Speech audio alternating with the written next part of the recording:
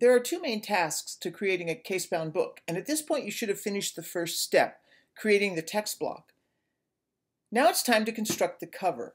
Once you've finished that, you can put the two together to complete your book. First, you need to gather some materials. You'll need paper or book cloth, bookboard or chipboard, and PVA glue and a brush. If you want to create your own book cloth, you can watch the video posted here. Set up your book cloth or paper so that you can line up the bookboard correctly. I use a straight edge, weighted down so it won't move, along the top edge where I want the bookboard to go. Be sure you measure enough book cloth to give yourself at least a 1-inch margin all the way around the boards. Start with the spine and figure out where you want the spine placed on the book cloth. Spread PVA glue on one side of the spine and position it on the book cloth.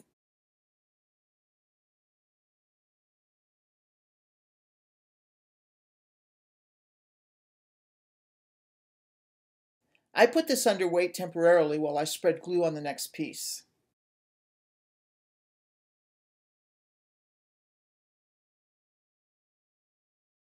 You want to leave a space between the spine and the covers, about 1/4 of an inch.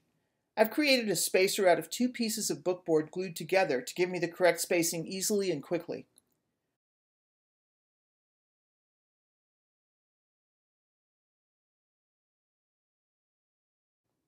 You can see how using the spacer and having the straight edge weighted down both help to make the placement of the board a simple matter.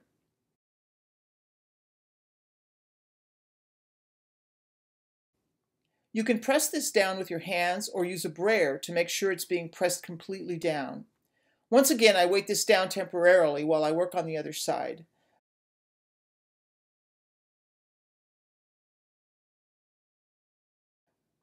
Glue the other side down and press it down firmly.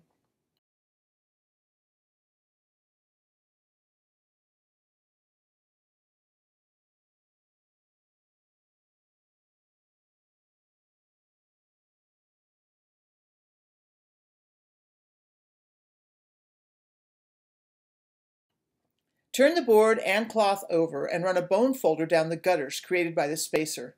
This will help give you the typical look that all hardbound books have, with that depression running down both sides of the spine.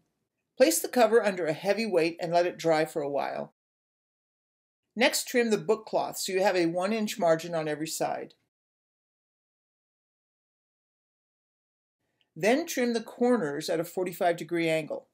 This will allow you to fold the margins over without creating too much bulk at the corners.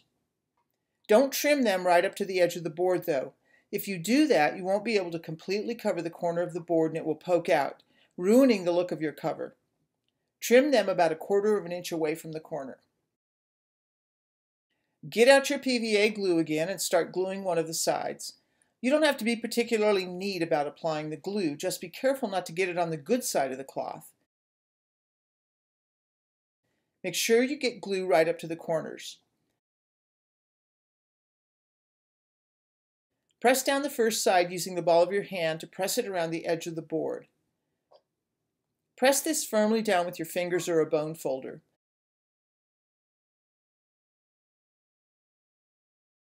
Do the same with the opposing side. Push the little corners in to cover the corner of the bookboard. You can do this with your fingers or with a bone folder.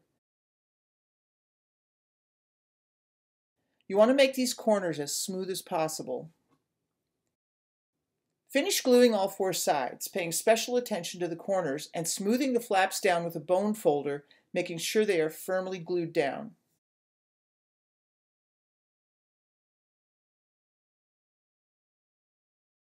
Also run your bone folder along the gutters on the inside, making sure those are glued down.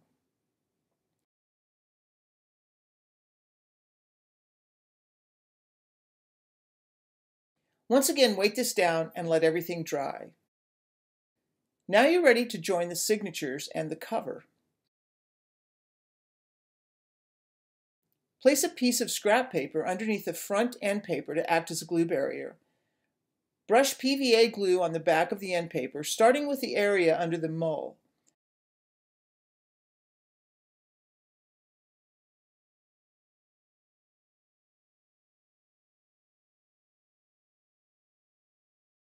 Cover that with glue and then press the mull down, adding more glue on top of the mull and gluing the rest of the end paper. Don't get glue on the edge of the spine.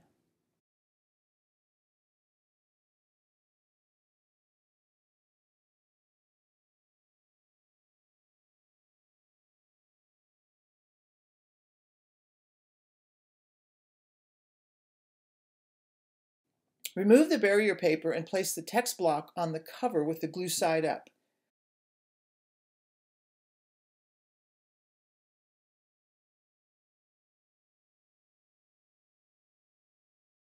This gives you the opportunity to take your time and position everything exactly. Position the text block perfectly and precisely on the back cover.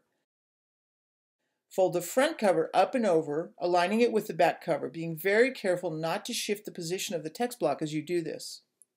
Press this down firmly. Turn the book over and repeat this process on the other side.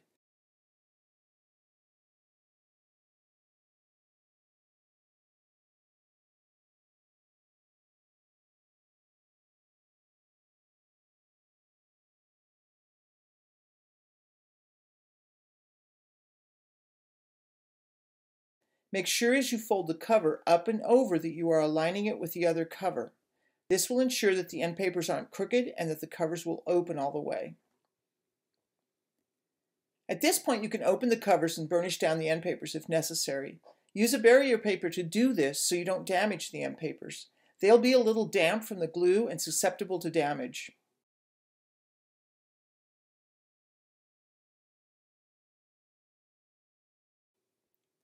You want to weight the book down at this point and let it dry thoroughly. Before you do that, place a piece of waxed paper between each cover to act as a moisture barrier for the rest of the book as the end papers dry. I also add a piece of blotter paper next to the end paper to speed up the absorption of moisture, although this isn't really necessary. You don't want to skip the waxed paper though, or you risk distorting some of the pages of the book as they absorb moisture. Place all of this under a heavy weight. If you don't have a book press, you can use books and weights for this part. Let this dry overnight. And that's it. That's how to make a hardcover book.